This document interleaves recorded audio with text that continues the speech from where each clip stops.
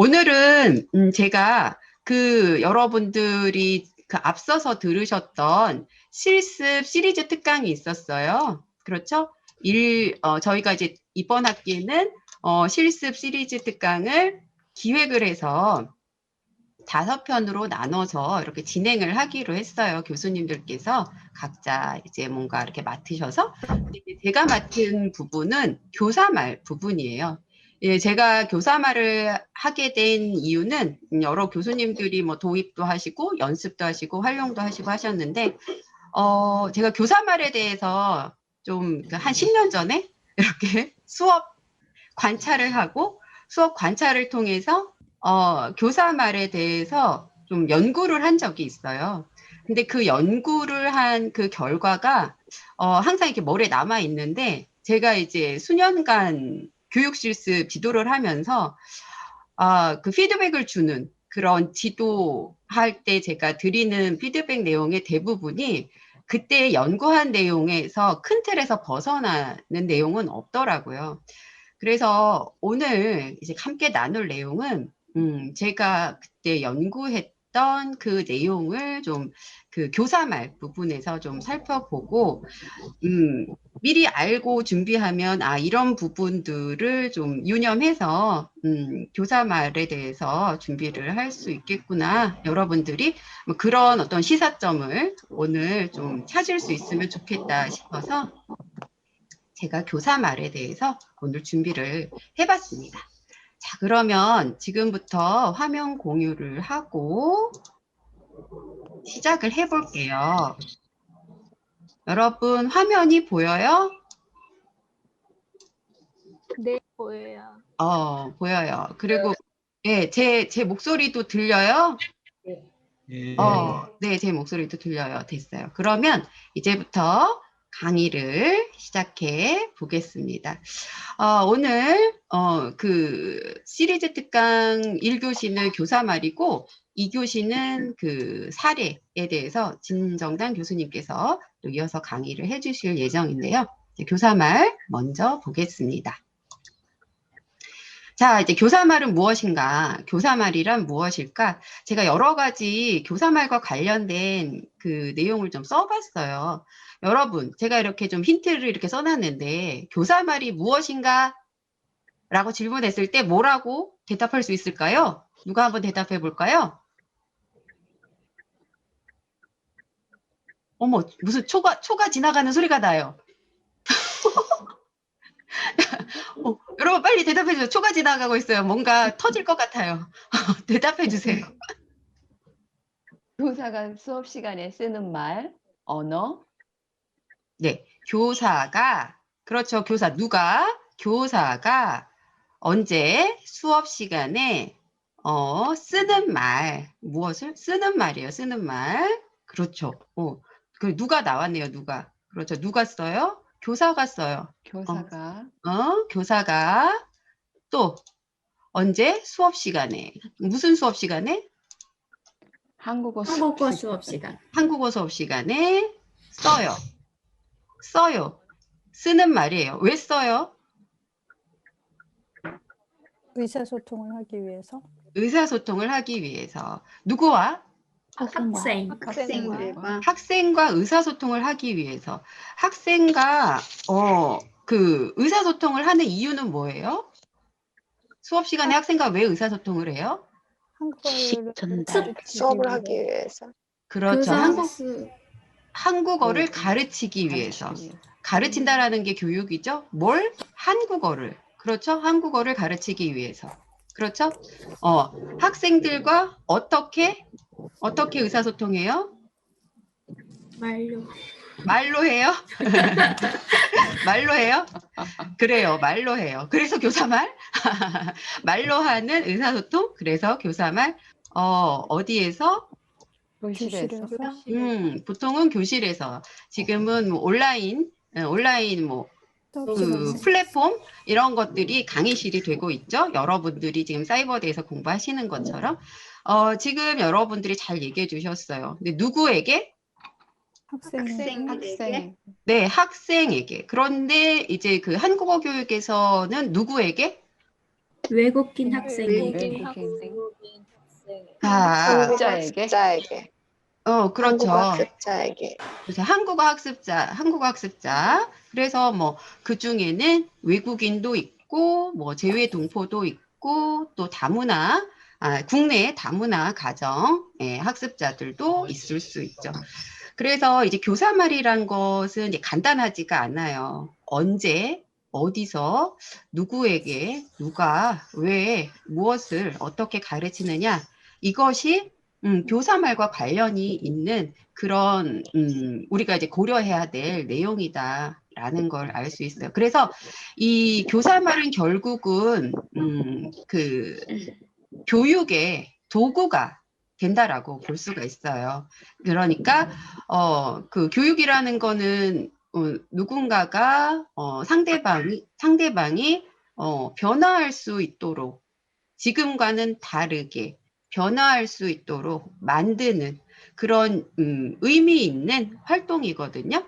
그 교육이라는 것은 교육은 상대방이 그러니까 생각이든 행동이든 뭔가 변화가 없다면 사실 교육으로서는 별로 의미가 없어요. 그러니까 비포 애프터가 분명히 다른 부분이 있어야 되는 부분이 교육이라고 할 수 있어요. 그게 긍정적인 변화이든 부정적인 변화이든 교육은 그런 변화를 추구하고 있는데 그것의 도구가 되는 것이 그 교실 현장에서는 바로 교사말이다라는 거죠. 굉장히 중요한 거죠. 자, 잘 말씀하셨고요. 자, 그러면 교사말은 무엇으로 이루어졌을까요? 무엇으로 이루어졌을까요? 행동, 행동, 몸짓이죠, 몸짓, 그쵸? 몸짓, 그러니까 그 교육을 위한 도구로서의 교사말은 몸짓 언어도 있어요. 그렇죠? 몸짓 언어. 그렇죠? 또 뭐가 있을까요? 판서. 음성 언어도 있고. 그렇죠. 음성 언어도 있고, 그렇죠? 네. 글씨. 그리고 판서. 판서도 있어요. 판서. 그래요. 판서도 있어요. 판서도 교사말을 나타내는 수단 중에 하나죠. 수단. 그렇죠? 네. 또 시청각 자료. 교육 자료. 시청각 자료. 네, 시청각 자료, 교육 자료. 네, 이 교육 자료, 뭐 판서 이런 것도 교사말을 전달하기 위한 도구이죠. 네. 또 뭐가 있을까요? 이게 다가 아닌데.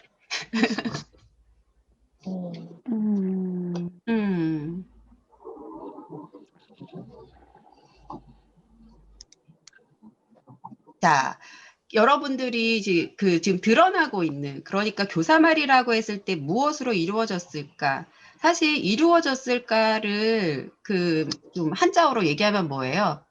구성이거든요, 구성. 그죠? 교사말의 구성 요소가 뭐냐? 구성 요소가 뭐냐? 이거거든요. 교사말의 구성 요소. 사실 교사말도 말이에요. 그렇죠? 그러니까 말이라는 것은 뭘로 이루어져 있어요? 의미. 소리와 그렇죠. 소리. 그렇죠. 맞아요. 그 말이라는 것은 이렇게 그 형식이 있고 그다음에 내용이 있어야 되는 거예요. 그러니까 형식은 음성, 몸짓. 근데 이 음성이나 몸짓이 어떤 의미를 나타내는가. 그렇죠. 어떤 의미를 담고 있는가. 이 부분이 이제 중요한데 그 어떤 의미라는 이 부분은 바로 내용과 관련된 거죠. 내용. 그렇죠? 네. 어디서 제 목소리가 들려요? 환청일까요? 제가 말하는데 이게 시간차가 있어가지고 들리나 봐요. 네. 그래서 교사말이라는 것은 형식과 내용이 있고 그 형식으로서는 주로 음성 그리고 또 몸짓 그리고 음성과 몸짓으로 어떤 내용을 담고 있다라는 거죠. 어떤 내용을. 그래서 교사말뿐만 아니라 또 다른 도구로 우리가 판서도 하고 교육 자료도 활용을 하고, 판서나 교육 자료도 역시나 뭘 전달하기 위한 교육 내용을 전달하기 위한, 전달하기 위한 그렇죠. 그런 도구 중에 하나예요. 하나다. 그렇죠. 근데 이제 교실에서 제일 중요한 도구가 교사말. 교사말. 그 이유가 있어요. 그 이유가 무엇일까? 오늘 한번 생각해 봐요. 자, 교사말은 무엇인가? 교사말은 왜 중요할까? 제가 교사말이 뭐 중요하다. 이런 얘기 방금 전에 했는데, 잘 생각해 보면 한국어 교육의 목표는 뭐예요? 의사소통 능력. 그렇죠. 뭐로? 한국어로 한국어로. 그렇죠. 한국어로 누구에게 가르치든지 한국어 교육의 목표는 한국어로 의사소통하는 능력을 길러주는 것. 이것이 한국어 교육의 목표이고 이것이 이루어지는 곳이 한국어 교실이에요. 그리고 이 목표를 이루도록 또 이렇게 도와줘야 되는 가장 중요한 사람이 누구예요? 바로 그 교실의 선생님이에요. 그러면 가르쳐주면 또 그걸 배우는 사람은 누구예요? 학생이에요. 학생. 그렇죠? 그래서 그 선생님이 하시는 교실에서 하시는 그런 말, 교사말, 이것은 이러한 한국어 교육의 목표에 도달하기 위한 가장 중요한 뭐예요? 교육의 도구이자 그 교육의 목표 그 자체예요.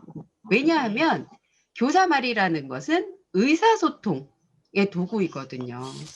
우리는 의사소통 능력, 한국어로 의사소통 능력이라는 걸 길러주어야 해요. 그것이 목표이니까. 근데 교사말 자체가 학생과 이렇게 계속해서 뭘 해요? 의사소통을. 의사소통, 상호작용을 해요. 그게 이제 진정성 있는 의사소통일수록 훨씬 더 실제 한국어 사용 환경에서 이렇게 전이했을 때 효과가 더 높기 때문에 그 교사말은 그 자체로서 도구도 되고 교사말은 그 자체로서 교육의 목표도 될 수 있다. 그렇기 때문에 한국어 교실을 구성하는 많은 도구들 중에서도 가장 중요하다라고 할 수 있어요. 그래서 여기에 물음표에는 뭐가 들어가면 좋을까요? 학습자. 네, 이것을 합치면 뭐가 될까? 짜잔. 교사. 어머, 짜잔 했는데 안 나오네. 써줘야겠네. 그렇죠, 여러분. 교사말.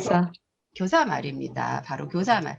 그 목표이자 도구가 되는 바로 교사말. 그래서 교사말이 중요하다라는 거예요. 교사말 여러분의 말이에요. 여러분의 말이 지금 이렇게 하는 말이 아니라 한국어 교실에서 수업 시간에 하시는 말, 이 말이 교사말이에요. 지금 우리가 나누는 말은 교사말이 아니에요. 그렇죠? 우리는 지금 한국어 교실에 있지 않아요. 그리고 우리는 지금 또 그 수업 시간이 아니에요. 한국어 수업 시간이 아니에요. 우리가 지금 나누는 말은 교사말이 아니에요. 교사말은 한정된 곳에서 한정된 범위 안에서 사용하는 선생님의 말이에요. 그랬을 때 그 교사말이 한국어 교육의 목표가 되고 한국어 교육의 도구가 된다라는 거죠. 자, 그렇다면 우리가 정말 매일매일 얘기하는 의사소통 능력이라는 게 뭘까? 우리가 길러줘야 되는 게 의사소통 능력인데 의사소통 능력이라는 게 뭘까? 제가 이런 그림을 한번 그려봤어요. 일단 의사소통 능력의 전제가 있어요. 전제는 뭐예요? 의사소통의 전제는 말을 알아. 말? 의사소통 말로 하나요? 네, 말. 생각이에요. 의사소통의 전제가 되는 거는 그러니까 생각이 있어야 돼요. 또 생각이 있어야 돼요. 또 말을 할 수 있어야지. 표현하고 말을 표현하고 그 사람 이해하는 거. 이해를 해야 돼요. 네. 맞아요. 말을 주고 받는 것. 말을 주고 받아야 돼요. 네. 그 전에 뭐가 있어야 돼요? 대상이 대상. 있어야지. 그렇죠. 맞아요. 화자와 화자. 맞아요. 그러니까 혼자서 있으면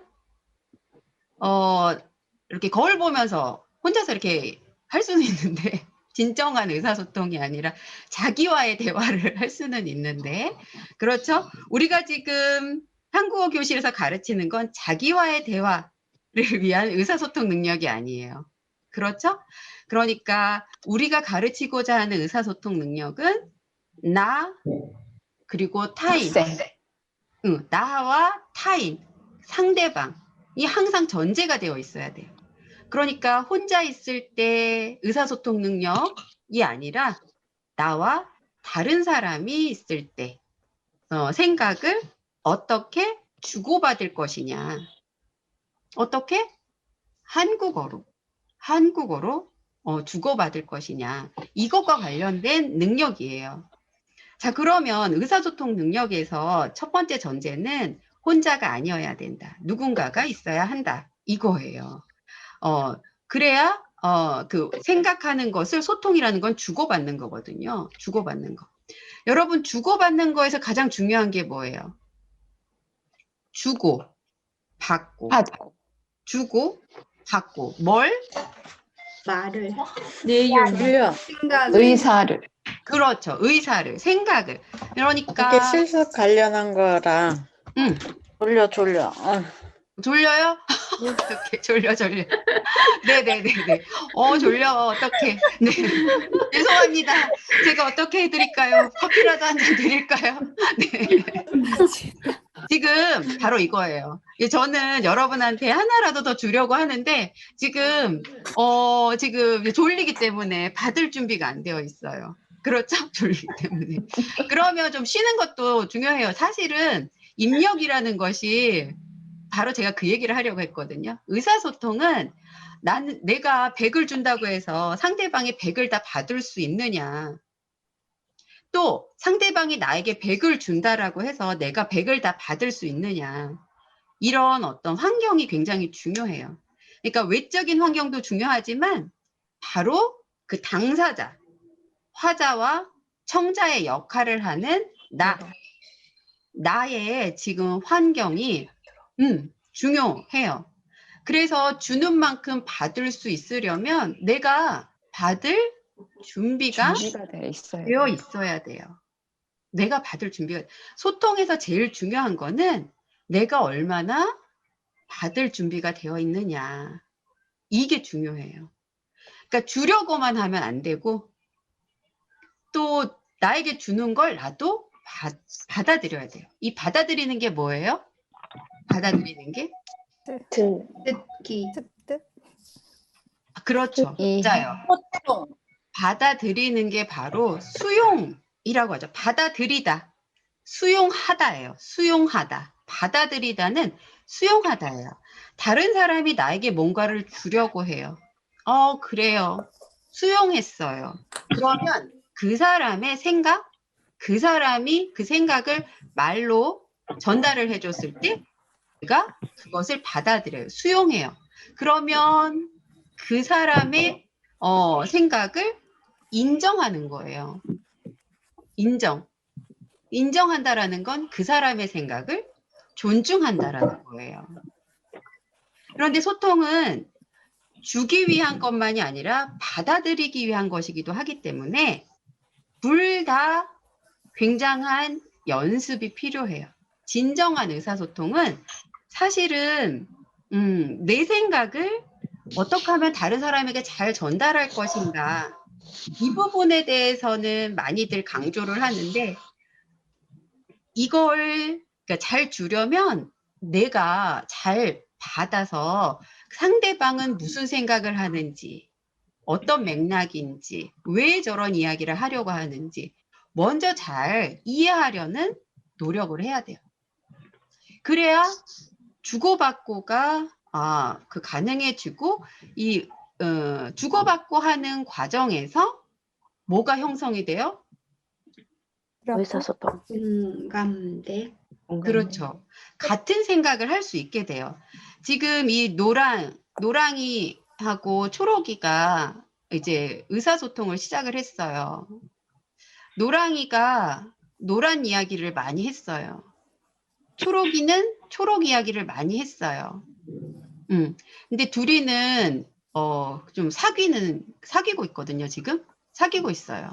그래서 노랑이는 나는 나중에 이런 집에 살고 싶어. 이런 집, 동그란 집에 살고 싶어. 이런 얘기를 했어요. 이렇게 노랑이는 노랑이의 생각을 말했어요. 초록이는 나는 이런 집에 살고 싶어. 라고 말했어요. 어머, 너무 생각이 다르다. 라는 거를 이 소통을 통해서 어떻게 해요? 알게 됐어요. 우리는 생각이 다르구나. 라는 걸 알게 됐어요. 그 생각이 같은 사람들은, 완전히 같은 사람들은 그렇게 많지 않아요. 하지만 소통을 통해서 이렇게 생각이 다를 수 있구나 라는 걸 알 수 있고, 그리고 노랑이는 초록이가 왜 이런 집에 살고 싶을까 하고 알고 싶어져요. 왜 이런 집에 살고 싶어? 이렇게 물어봐 줘야 돼요. 무조건 나는 동그라미에 살고 싶어, 나는 원에 살고 싶어, 계속 이렇게만 말하면 안 돼요. 그리고 이 초록이도 너는 왜 원에 살고 싶니? 그 이유를 듣고 나는 이러이러해서 여기 살고 싶어. 너는 왜 거기 살고 싶니? 해서 서로 소통 과정에서 뭔가 절충안을 찾거나 서로를 이해하려고 하는 그런 노력이 필요해요. 이게 바로 그 의사소통 능력에 해당하는 거예요. 그러니까 일방적으로 주거나 일방적으로 한 사람이 계속 받기만 하거나 하는 것은 진정한 의미의 의사소통 능력이라고 할 수가 없어요. 그러다 보니까 우리가 교실 안에서 한국어로 그 의사소통 능력을 길러주려면 제일 중요한 게 뭐예요? 기회를 줘야 돼요. 기회를. 무슨 기회를 줘야 돼요? 말하는 말할 수 기회. 있는 그렇죠. 자신의 생각을 전달할 수 있는 기회. 그럼으로써 상대방들은 들을 수 있는 기회. 이거를 계속 줘야 되는 거예요. 그래서 서로 이해를 하도록. 그런 어떤 의사소통 능력을 길러주기 위해서 제일 중요한 게 교사가 할 일은 기회를 줘야 되고, 그럼으로써 그 교실은 상호작용이 끊임없이 일어나야 되는 거예요. 그 상호작용이라는 게 의사소통 능력을 길러줘야 하는 교실이기 때문에 굉장히 중요한 거예요. 지금 제가 하는 이 특강은 여러분에게 의사소통 능력을 길러주는 그런 목표가 있는 강의가 아니에요. 그렇죠? 그렇기 때문에 제가 거의 일방적으로 지금 혼자서 계속 입력 중심의 강의를 하게 되는 거예요. 하지만 한국어 교실의 목표는 의사소통 능력을 길러주는 것이 목표예요. 그렇기 때문에 이 의사소통 능력에서 가장 핵심인 주고받는 기회를 많이 주고, 그리고 의사소통을 통해서 이루고자 하는 것이 서로 공감대를 형성하고 서로를 이해하는 그런 능력을 길러줄 수 있으면 좋을 것 같아요. 그런 걸 염두에 두다 보니 교실에서의 활동이 일방적인 것은 가장 안 좋은 수업이에요. 누구든 일방적인 것은. 그러니까 교사가 일방적이든 학생이 일방적이든 학생 어느 한 명만 계속 얘기하거나 이런 것이 제일 안 좋은 수업 방식이 될 수밖에 없어요. 모든 학생에게 똑같이 의사소통 능력을 길러줘야 하기 때문에. 그래서 우리가 의사소통 능력에 대한 이해를 하고 수업을 구성할 때 우리는 교사로서 그러니까 말차례 배분이라고 하는데요. 말차례를 고루고루 배분해야 하는 거예요. 말차례를 고루고루 배분해야 하는 거예요. 그래서 여러분들이 강의하는, 그러니까 수업 실습을 할 때 제일 먼저 하는 게, 여러분 강의를 들으면서 강의안 작성에 대해서 강의를 들으세요.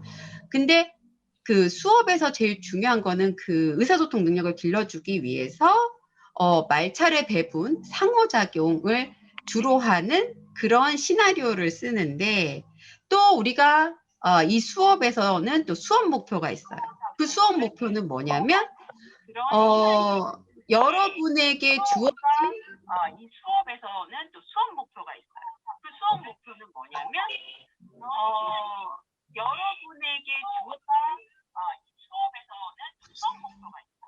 누가 밴드를 동시에 켜놔서 아, 들리는 것 같아요. 그래서 밴드를 동시에 들으시는 분은 스피커를 그쪽은 꺼주셔야지 될 것 같아요. 밴드하고 동시에 해서 네, 그런 네. 거구나. 네. 아, 그렇구나. 네네네네. 원인, 수용이 됐습니다. 네, 감사합니다. 의사소통이 됐습니다. 잘 됐어요. 네, 그래서, 그 교실 50분 수업은 또 50분 수업만의 또 세부 목표가 있어요. 예를 들면, 50분 수업의 목표가 아요, 어요를 사용한 의사소통 능력을 기른다. 이런 게 될 수가 있죠. 지기는 없어. 전 지진 거 점프 쓰기만 있어. 그래가지고 그 의사소통 능력을 기르는데 조금 더 세부적인 그런 어떤 목표가 있으면 그 목표를 많이 사용할 수 있도록 하는 수업으로 또 구성을 하기 위해서 우리가 뭘 해요? 수업의 단계를 이렇게 설정을 해요. 단계를. 그렇죠? 그래서 그 수업에서 예를 들어서 아요, 어요를 50분 수업에서 학습자들이 사용하는 능력을 길러줄 거예요. 라는 목표를 가지고 있다면 도입부터 마무리까지 도입, 제시, 연습 1, 연습 2, 활동, 마무리 이런 단계로 수업을 이제 그 강의안을 구성을 하게 돼요. 여러분, 전에는 산적밖에 없어. 진짜 명절도 않고. 그래, 여러분. 3, 2, 3년 됐나? 별도로 이제 산적감 있고, 이제 네네네네. 그 강의안을 작성하실 때 가장 유의해야 될 것 중에 또 하나는 목표를 확인하는 것과 단계를 확인하는 것이에요. 단계를 확인하는 것. 그러니까 교육은 그러니까 뭔가를 가르쳐주는 활동, 이 교육은 모르는 사람에게 알게 만드는 거잖아요. 근데 모르는 사람에게 뭔가를 알게 하고 또 없던 능력을 만들어줄 때는 그 순서에 맞게 이렇게 가르쳐 주는 것이 굉장히 체계적으로 입력을 할 수 있는 방법 중에 하나예요. 그래서 뭘 가르쳐 주든지 전, 중, 후가 있어요. 그래서 그냥 후만 가르쳐 주면 그 입력되는 사람은 굉장히 부담스러워 할 수 있어요. 준비가 되지 않은 상태에서 결과만 듣게 되면. 그래서 뭐든 그러니까 요리를 가르쳐 주시든 아니면 손으로 뭔가 만들기를 가르쳐 주시든 이렇게 한국어를 가르쳐 주시든 뭔가 가르친다라고 하면 항상 어떤 순서로 가르치는 것이 그 듣는 사람이 편안하게 받아들일 수 있을까? 이 부분도 이제 그 강의안을 작성하실 때 항상 고려해야 되는 건데, 이 부분은 저희가 실습 때 벌써 양식을 드려요. 그리고 여러 그 교육론 수업에서 그 순서와 관련된 전중후 수업과 관련되어서 어떤 내용으로 그 수업이 전개되어야 한다라는 내용은 충분히 모든 교육론 수업에서 아마 말씀을 드렸을 거예요. 그게 꼭 한국어만 그런 건 아니라 뭔가 배울 때는 그렇다라는 거, 공통적인 거죠. 그런데 결국은 이 순서라는 것도 교육 방법 중에 하나예요. 교육 방법 중에 순서에 맞게 가르친다라는 것도 교육 방법 중에 하나예요. 그렇죠? 그래서 이 교육 목표, 의사소통 능력을 길러주기 위해 아요, 어요 그 내용을 이 순서에 맞게 그러니까 도입을 하고 아요, 어요에 맞는 도입을 하고 그 다음에 그걸 언제 어디서 어떻게 사용하는지 가르쳐주고 이제 학습자들이 정확성을 높이기 위한 연습을 하고 유창성을 높이기 위한 뭐 초기 연습, 그 다음에 실제적인 연습을 하고 전체 수업을 마무리할 수 있는 이런 흐름으로 이렇게 진행을 하는 이런 방법까지를 모두 포함한 것이 바로 강의안이에요. 이 강의안은 실제 수업 전에 50분 수업을 상상하면서 작성하시는 거예요. 어떤 상상을 하냐면 어떤 상호작용을 지속하면서 이 단계에 맞는 그 수업을 진행할까? 이거에 대한 상상이에요.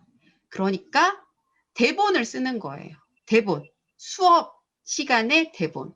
그래서 대본을 보면 뭐 역할이 있죠. 교사. 그러니까 무슨 말 하면 뭐 학생 1이 무슨 말 하고 이런 식의 어떤 역할과 그 역할에 맞는 발화가 계속 이어지고 있어요. 계속 이어지고 있어요. 그렇게 강의안을 준비하셔야 돼요.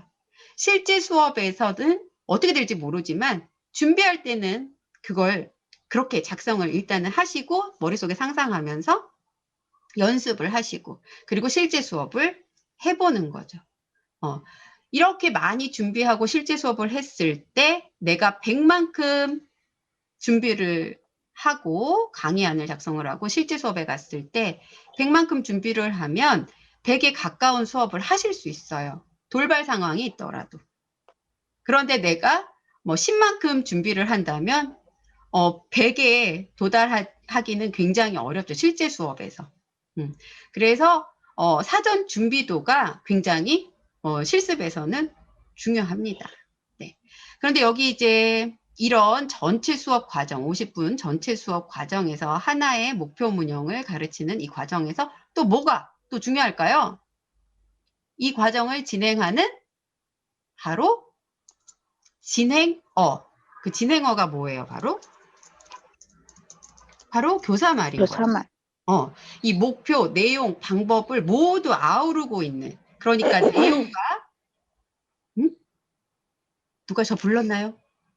네, 내용과 형식을 아우르는 말이 바로 교사말이에요. 그래서 교사말은 너무나 중요해요. 너무나 중요해요. 네.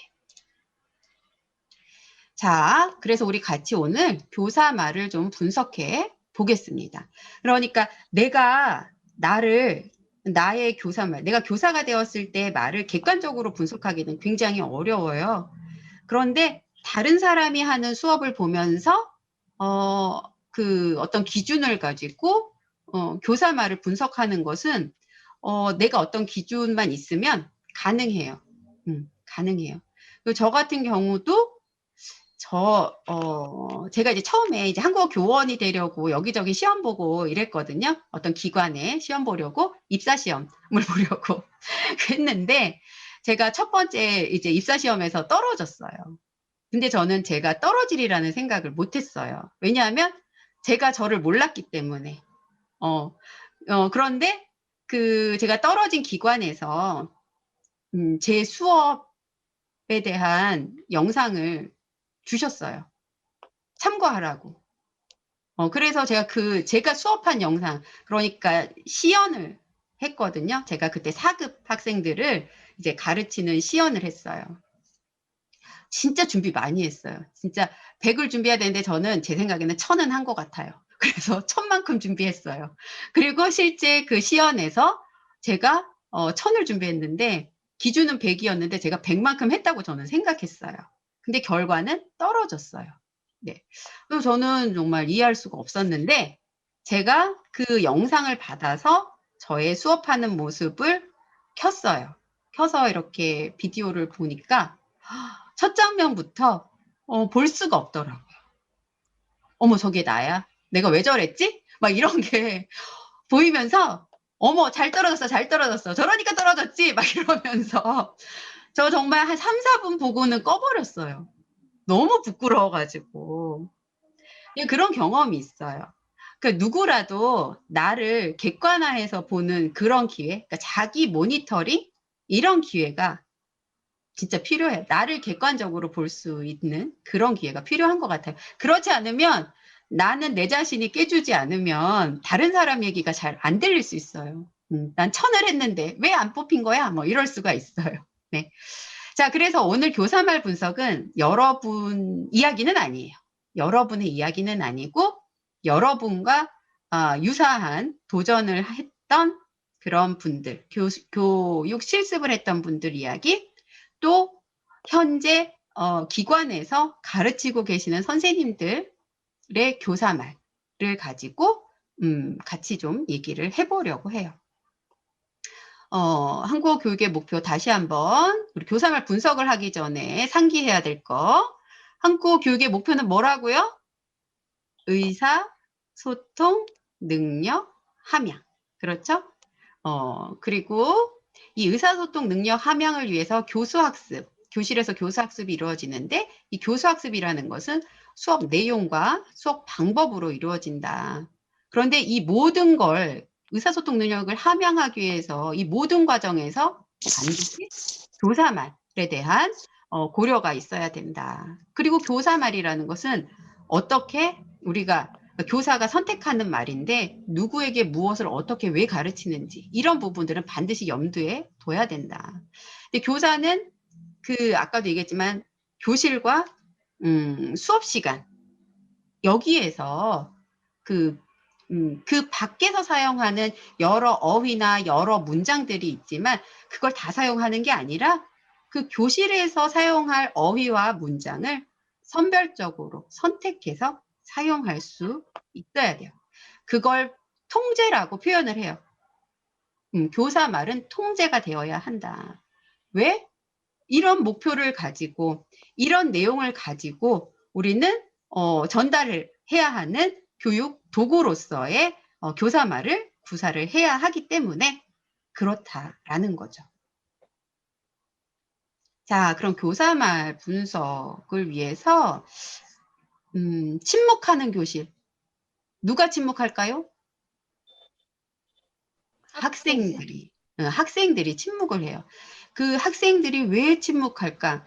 저는 제가 이제 입사를 했어요. 여러 번 떨어지고 간신히 입사를 했어요. 근데 입사를 해서 외대 어학당에서 근무를 좀 오래 했어요. 그런데 이렇게 연차가 쌓이면서 제가 어떤 중간 관리, 그러니까 뭐 전임 선생님이 됐어요. 그러니까 이제 신규 교원이 이렇게 입사를 하면 또 그 선배 교원이 모니터링을 하는 시간이 있어요. 그러면서 이제 재교육 같은 걸 해요. 그렇게 하기 위해서 그 신임 교원들의 수업을 영상으로 찍었어요. 영상으로 찍고 예를 들면 뭐 2급이 그때 7반이 있었어요. 제가 2급 담당이어가지고 그 2급의 7반의 영상을 모두 다 찍고 그리고 같은 내용을 가르치고 있는데 어떤 반은 굉장히 상호작용이 활발하고 어떤 반은 굉장히 상호작용이 부족하고 그리고 학생들이 침묵하고 이런 거를 제가 발견을 하고 같은 내용을 같은 능력을 가진 선생님들이 같은 수준의 아이들을 가르치고 있는데 왜 저럴까 이런 의문이 생겼어요. 그래서 계속 침묵하게 두면 우리가 교육 목표에 도달할 수 없기 때문에 제가 그걸 보면서 이건 내가 좀 분석을 해가지고 솔루션을 좀 찾아주는 게 좋겠다 이런 생각이 들어서 연구를 시작했어요. 그래서 이제 그 침묵하는 교실은 그 침묵하게 만드는 요인이 무엇인지 또 상호작용이 잘 되는 교실은 학생들이 왜 저렇게 잘 참여할까 이런 부분에 대해서 관심을 가지고 그 연구를 하게 되었어요. 자, 그럼 침묵하는 교실이에요. 학생들은 왜 침묵할까? 제가 영상 하나 보여드릴 거예요. 여러분들이 영상 하나 보시고 왜 침묵할까에 한번 답을 찾아보시면 좋을 것 같아요. 제가 마련한 영상 잠깐 볼게요. 그 영상이지만 소리를 중심으로 교사 말을 중심으로 들어주시면 좋을 것 같아요. 잠깐만요. 관찰. 화면 공유를 하겠습니다.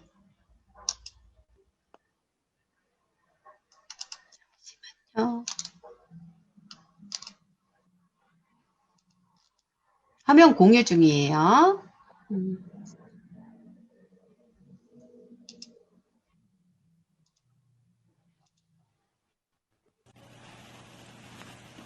화면 공유 됐나요? 네, 네. 들려요? 네. 네, 들립니다. 소리가 없어요. 소리는 아직 안 들려. 작게 들려요, 교수님.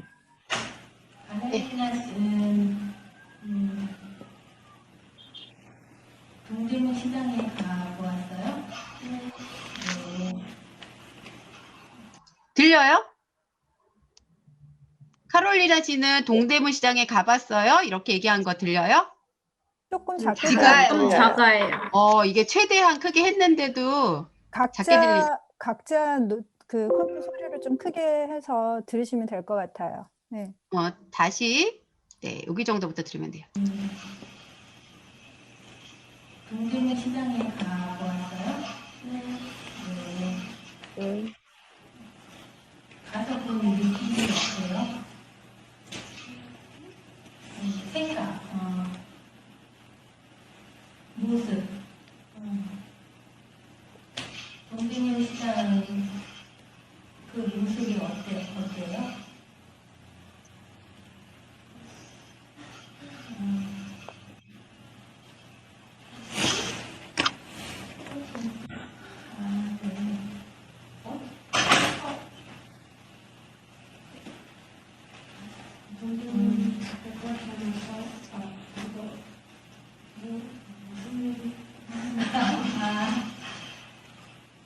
동대문 시장 그 생긴 그 동대문 시장의 그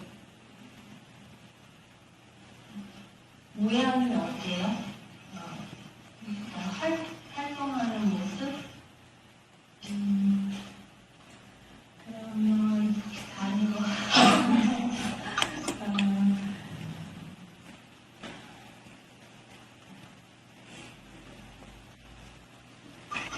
카롤리나 씨는 키가 큰 것 같아요.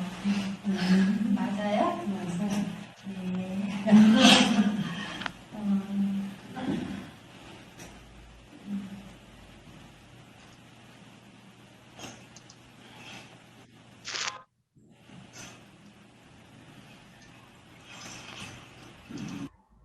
여러분 네. 잘 들었어요?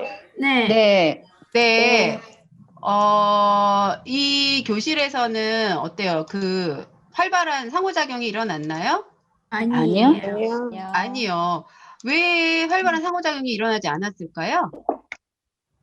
교사가 좀 어려운 사람한테만 계속 질문을 하고 있는 것 같고요. 그다음 질문을 캐롤인가? 네, 캐롤리나한테만 질문하는 것 같아요. 네, 그리고 교사가 어휘가 너무 어려워요. 작아요. 바로 이야기했어요. 그래요. 우리 목소리가 너무 작아요. 답하기가 굉장히 어려운 교사 목소리가 너무 작았어요. 네네네, 교사 목소리. 네, 또 교사가 질문에 답을 이미 이야기를 해서 학생이 대답이 없었어요. 그래요. 교사가 학생이 대답할 이유가 없었어요. 질문에 답을 해서. 제가 보기엔 너무 구체적이지 않은 질문을 하는 듯한 느낌이 들었거든요. 어때요? 뭐 그 부분을 들어서 그런지 그랬더니 어때요? 이렇게 물어보면 사실 학생으로서는 대답하기가 좀 막막할 수도 있을 것 같거든요. 질문이 좀 구체적이었으면 학생이 대답하기가 좀 쉽지 않았을까 싶은 생각이 들거든요. 그래요. 막막한 질문. 연관성이 없어요. 질문에. 연관성. 무슨 연관성? 질문. 동대문 얘기를 했다가 또 키가 작아요, 커요 이런 식으로 뭔가 인과가 없어요. 여러분 진짜 전문가네. 완전 전문가예요. 여러분 왜 이렇게 그 지도를 잘하세요? 피드백을. 그래요, 여러분. 제가 질문 하나 또 할게요, 그럼. 이분이 뭘 가르치려고 하는 것 같아요? 봤다. 그걸 잘 것 모르겠어요. 같아요. 뭐 봤어요? 아오요 보세요. 아어여 보세요. 아어요 봤어요? 그런 것 같아요. 아어여 봤어요? 뭐뭐인 것 같아요. 뭐뭐인 것 같아요. 했어요? 했어요?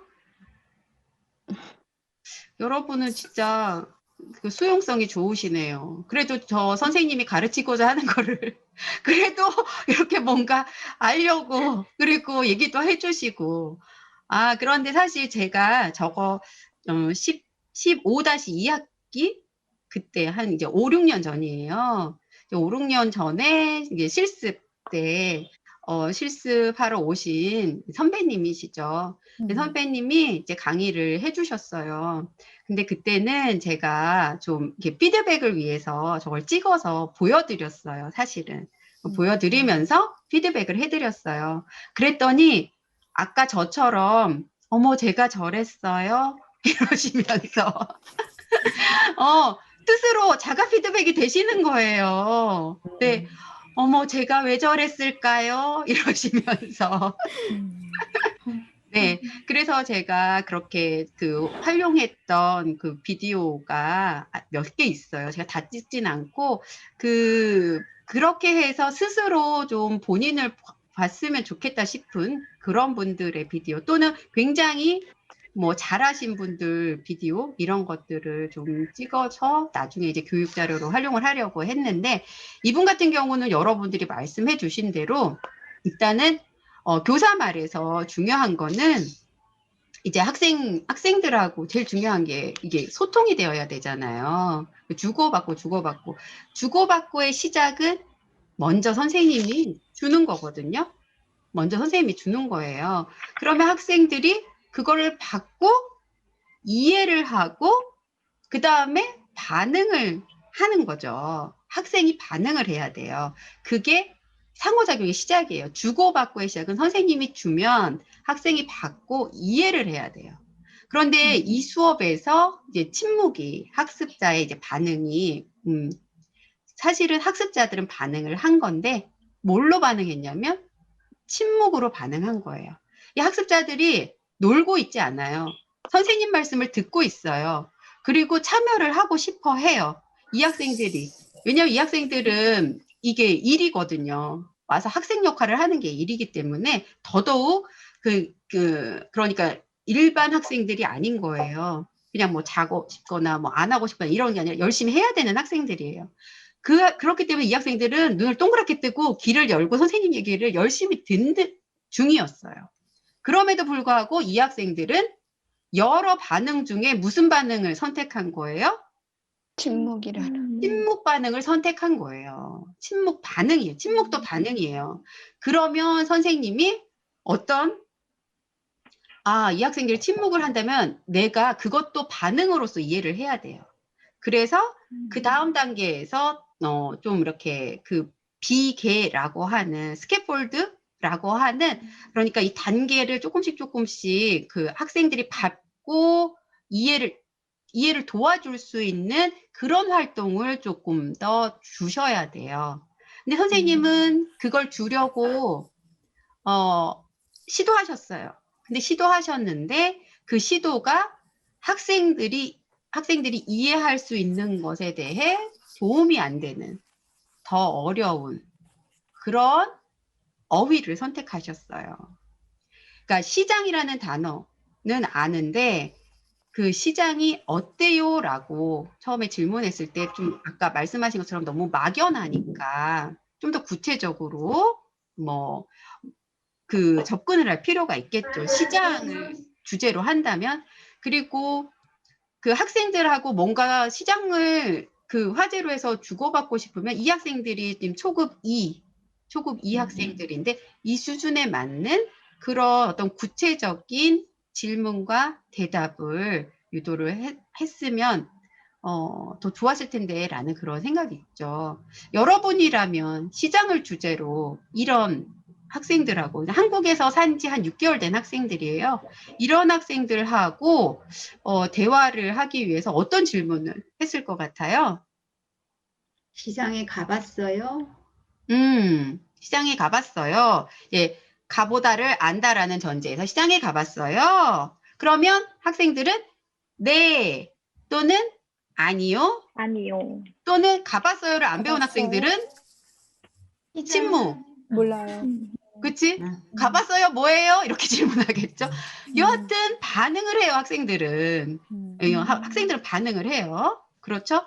또 어떤 질문할 수 있을까요? 여러분 옷은 어디에서 사요? 여러분, 누구씨 옷이 예뻐요. 그 옷은 어디에서 샀어요? 뭐, 이렇게. 그러니까 그 구체적이라는 것은, 뭐라 그럴까요? 그 초급 학습자들 같은 경우는 구체적인 것에서 추상적인 거로 이렇게 구체적인 거는 이제 한정된 내용을 의미하죠. 근데 그 구체적인 거에 가장 구체적인 것은 보여줄 수 있는 거, 들려줄 수 있는 거. 그러니까 오감으로 알 수 있는 거. 이런 거를 사용하는 것이 그러니까 처음부터 시장을 가지고 오는 게 아니라 시장을 연상할 수 있는 그런 것들로 처음에는 이렇게 질문을 해주시는 게 그러면서 계속 이렇게 생각이 이렇게 그 연쇄가 되어가지고 시장의 모습까지 떠오를 수 있게 이렇게 그 질문 그러니까 발문이라고 하죠. 그러니까 시작하는 질문을 구성을 하시는 게 굉장히 중요해요. 바로 본론으로 들어가시지 마시고. 근데 선생님들이 마음이 급하세요. 그러니까 뭐냐면 오늘의 목표 문형이 딱 있기 때문에 그 목표 문형이 바로 나와줬으면 하는 그런 마음에서 그 선생님들이 이게 사실은 계단처럼 단계 아까 전, 중, 후 뭐든지 전, 중, 후가 있다라고 했잖아요. 이 단계를 밟아서 같이 소통하면서 이 목표에 도달할 수 있는 그런 방식을 택하셔야 되는데 이게 사실은 학습자 입장에서는 이렇게 하향식보다는 상향식으로 가는 게 더 그 생각을 계속해서 이어갈 수 있는 그런 방식이 돼요. 여러분들이 그 배우셨던 그 교과목들 중에서 이제 제가 가르치고 있는, 제가 맡고 있는 기초문법이라는 교과목이 있잖아요. 여러분 아시죠? 그 기초문법. 네. 그 기초문법이 바로, 그러니까 그 하향식, 그러니까 상향식으로 가는 거예요. 뭐냐면 사실 저는 그 기초문법의 목표는 뭐냐면 여러분들이 문법에 대한 어떤 그 체계를 좀 머릿속에 그렸으면 좋겠다. 한국어 문법에 대한. 그래서 문법을 이루고 있는 여러 요소 중에 단어와 문장이 어떤 체계를 이루고 있는지, 단어와 문장의 그 하위 요소들에 대한 구조를 스스로 좀 이렇게 그릴 수 있으면 좋겠다. 이 정도의 목표를 가지고 거기에 도달하면 된 거거든요.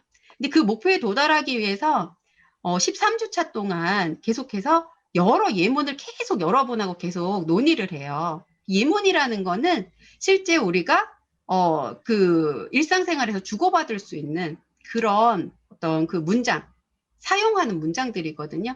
그러니까 우리가 접할 수 있는 것에서부터 추상적인 개념으로 어떤 그거를 묶어서 상위어가 되고 묶어서 또 상위어가 되고 또 묶어서 또 상위어가 되는 게 추상적인 개념이 되는 거예요. 모든 학문이 그래요.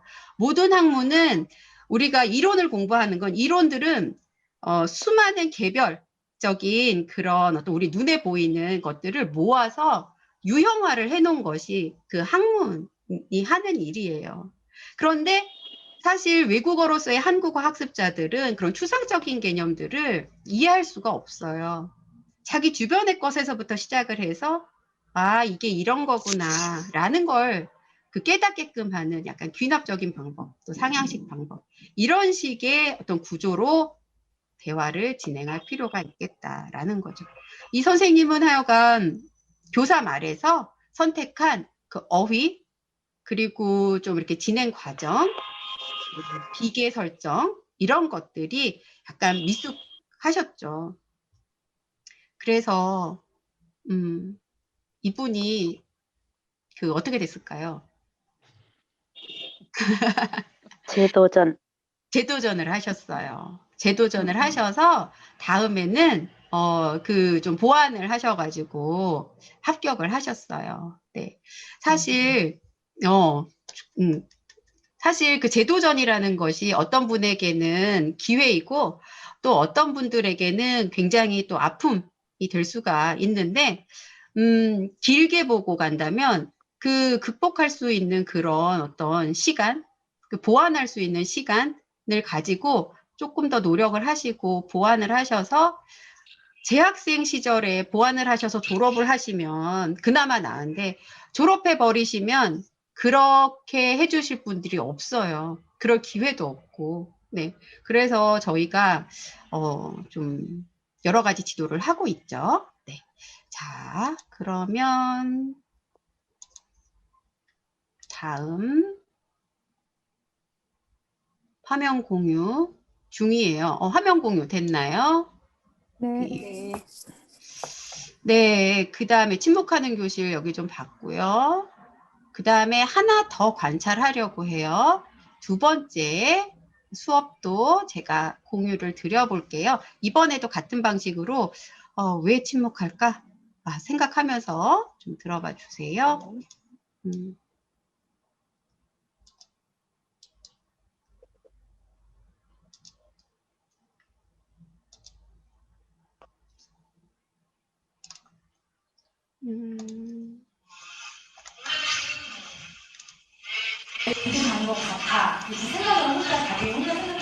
자, 잠깐만요. 다시 시작할게요. 자, 시작하겠습니다. 원래는 내 이렇게 간 것 같아. 이렇게 생각을 자기 혼자 생각할 때 쓰는 표현이거든요. 이 의미는 자기가 혼자 정확하게 모르지만 내가 생각할 때는 그래 라고 말할 때 사용하는 표현이에요. 그 다음에 는 것 같다와 는 것 같다를 사용하는 구분을 어떻게 하냐면 는 것 같다는 앞에 동사가 올 때는 는 것 같다를 쓰고 그다음에 형용사가 올 때는 는 것 같다를 써요. 그렇지만 같은 형용사지만 받침이 있을 경우에는 은 것 같다를 사용하지만 아까 제가 예쁘다라는 단어를 지웠는데 예쁘다, 좋다 할 때는 좋다 같은 형용사이지만 좋다하고 받침이 있을 경우에는 은 것 같다를 사용하고 그다음에 아까 예쁘다라는 예를 들었는데요. 선생님 마무리를. 네. 그래서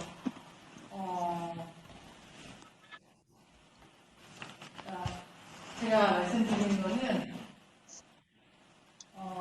형용사 중에서도 받침이 있을 때는 은 것 같다를 사용을 하고 받침이 없을 때는 그냥 니은 것 같다를 사용한다는 내용이거든요. 제 설명이 좀 어려웠던 것 같아서 죄송드렸습니다. 이상입니다. 네, 여러분 잘 봤죠? 네. 네, 이 수업은 어땠어요?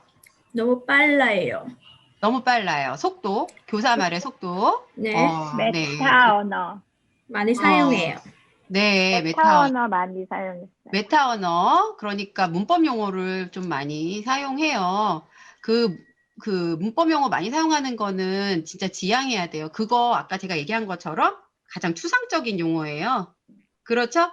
그러니까는 뭐 그 동사, 형용사 이런 말을 이런 개념을 학생들이 알 수도 있지만 초급 단계에서는 동사, 형용사 이런 말을 이런 개념을 알 수도 있지만 현봉쌤, 미양쌤 꺼주세요. 아, 꺼주세요. 이거 내가 못하나? 끌 수 없나? 다른 기기에서 하시는 거라 안 되실 것 같아요. 네. 그래서 그래가지고, 네. 그래서 그 메타 언어를 무조건 사용하지 말라는 게 아니라, 아까도 말했지만, 그 초급 단계에서는 구체적인 것들을 이해하는 거, 이게 수용할 때 이해하기가 훨씬 쉽다라는 거죠. 그래서 추상적인 용어들을 이해할 수 있는 단계가 있으면, 그렇게 구체적인 얘기를 또 하면 안 된다라고 또 해요. 그러니까는 예를 들면, 중고급 같은 데 가면, 너무 또 그 난이도, 어휘 난이도가 낮게 교사가 발화하면 안 돼요. 또 이런 또 그 지침이 또 있어요.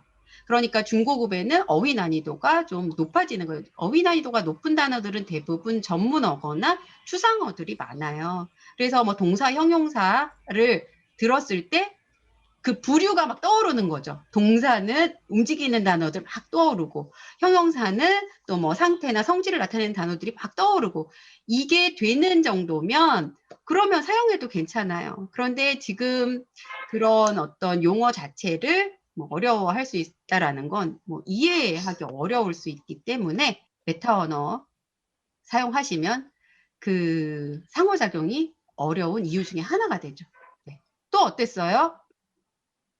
학생들과 주고받는 소통이 아닌 발표하는 느낌의 수업이었어요. 맞아요. 맞아요. 여러분, 실습은 발표가 아니에요. 실습은 발표가 아니에요. 저희가 이렇게 실습을 여러 번 해봤더니 실습을 발표로 생각하시는 분들이 계시더라고요. 그래서 준비를 엄청 많이 해왔어요. 그래서 막 PPT 이런 거 예전에 막 PPT로 그 저희가 목표 문형을 주면 그 목표 문형에 대해서 연구하신 거를 쫙 정리해가지고 오셔서 외국인 학생들 앞에 앉혀놓고 그거를 막 강의를 하고 계시더라고요. 그 학생들이 시작부터 끝까지 이해할 수 있는 말이 있었을까요? 그러니까 문법책을 그냥 강의하는 거예요. 그런 문법책 강의? 이런 것은 그 학생들이 여기 앉아서 배울 이유가 없어요. 왜? 외국인 학생들은 한국어 교실에서 한국어로 의사소통 능력, 의사소통하는 방법, 의사소통을 하고 싶어 해요. 그런데 그런 내용이 아니라 한국어 자체의 어떤 그 지식, 이거에 대해서 강의를 하시니까 이건 그 한국어 교실에서 이런 식의 내용이나 이런 식의 어떤 교사말은 있으면 안 돼요. 학생들이 굉장히 힘들어요. 네. 이해할 수 없는 말이 계속 입력이 되니까. 네. 그렇죠. 또? 아직 배우지 않은 문형, 뭐 받침이 있을 경우에는 이런 것들, 만약 초급인 경우에는 아직 배우지 않아서 이해하기 힘들었을 것 같아요. 그렇죠. 교사말의 난이도가 학습자 수준에 맞지 않게, 그러니까 그 아까 강의식으로 하는 것 같아요 하고 일맥상통하죠. 그러니까 학습자가 이해할 수 없는 그런 입력들, 그러니까 어휘나 문장이나 표현, 이런 것들이 사실은 한국인 그리고 실습생 여러분들은 그것이 더 편해요. 준비하실. 사실 한국 사람들은 그런 거, 그러니까 한국 사람들은 그런 거에 익숙해져 있거든요. 그런 설명에. 그리고 강의안의 목표 문형을 드리면 여러분들이 보시는 그 문법책이나 또 준비하시는 책들은 다 그렇게 설명이 되어 있어요. 그런데 그걸 그대로 외국인 학생에게 가공을 해야 되는데 학습자가 받아들이려면 학습자가 받아들일 수 있는 말로, 그런 교사말로 가공을 해야 되는데 그게 안 되어 있는 거예요. 근데 교사말은 교사가 만드는 말이잖아요. 교사가 학습자를 염두에 두고 만드는 말이잖아요. 그게 교사의 또 능력이거든요. 너무나 중요한 거예요. 이해할 수 있는 입력을 만들어주는 거. 이게 굉장히 중요한데 이 부분에서 그 코드 스위칭? 이게 안 된 거죠. 내가 알고 있는 것과 내가 전달해야 되는 것, 그리고 내가 전달해야 되는 대상이 누구인가에 대한 배려? 이런 것이 좀 안 되어 있었죠. 근데 많은 분들이 그러세요. 이분뿐만 아니라 제가 실습을 해보면 많은 분들이 그러니까 우리가 강의를 실습 강의도 하고 뭐 그 기초 문법부터 저희가 그 교육 과정을 다 그 통틀어서 3영역 이런 데에서는 이런 지금 하는 이야기를 굉장히 학습자 눈높이에 맞는 그런 교사 말에서 어휘 선택, 뭐 문장 선택, 표현 선택을 해야 된다라는 그런 말을 한두 번 하는 게 아닌데, 그것이 우리 한국인 여러분들께는 머릿속에는 있는데 어떻게 하지?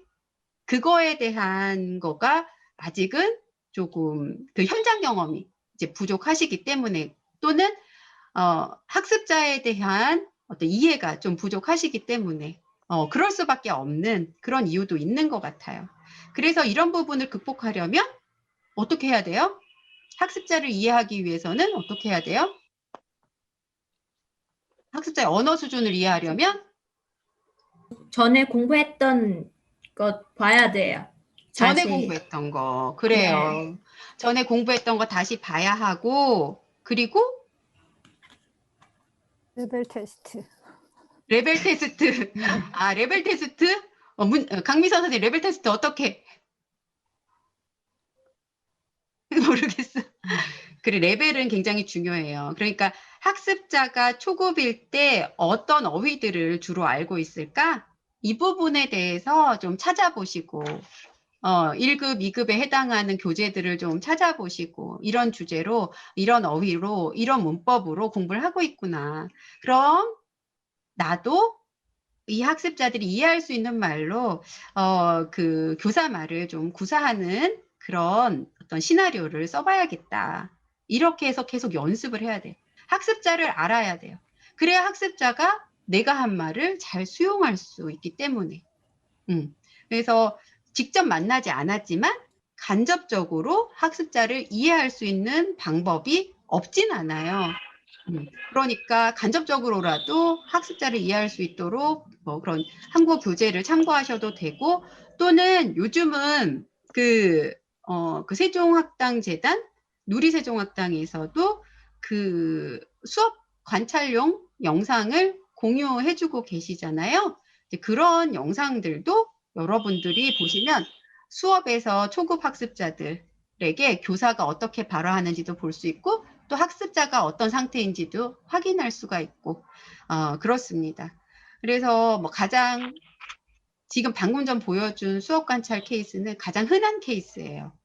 근데 가장 흔할 수밖에 없는 건 우리가 대부분이 모국어로서 한국어를 배운 한국 사람들이 우리 재학생들이 많으시기 때문에 그럴 수 있다라는 생각이 들고, 이거는 많이 노력해야 우리가 또 극복하고 보완할 수 있는 부분 중에 하나다라는 말씀을 드리고 싶어요. 이거 쉽지 않아요. 그러니까 저희가 생각하면서 바꿔야 돼요.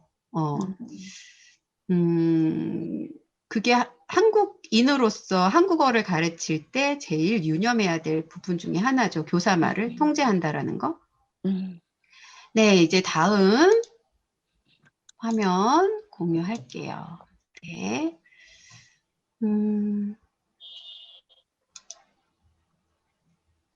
자, 보이시나요? 네. 네. 자, 이제는 저희가 잠깐만요. 이 부분 교실 한국교실 수업대화 분석에서 학습자의 침묵 반응 요인을 중심으로 한 이 연구, 그 논문을 제가 좀 요약을 해봤어요. 이 연구에서는 수업 대화의 기본 구조를 IRF라고 보고 있어요. I는 그 수업 대화를, 그러니까 교실에서 하는 수업 대화에서 이제 시작하는 말, 그 다음에 그 시작하는 말에 대한 반응, 그 다음에 그 반응에 대한 평가, 피드백, 또는 뭐 그 마무리, 추수, 마무리, 이런 구조로 기본적으로 수업 대화가 이루어져 있다라는 건데요. 여러분, 시작하는 말은 누가 주로 할까요? 교사.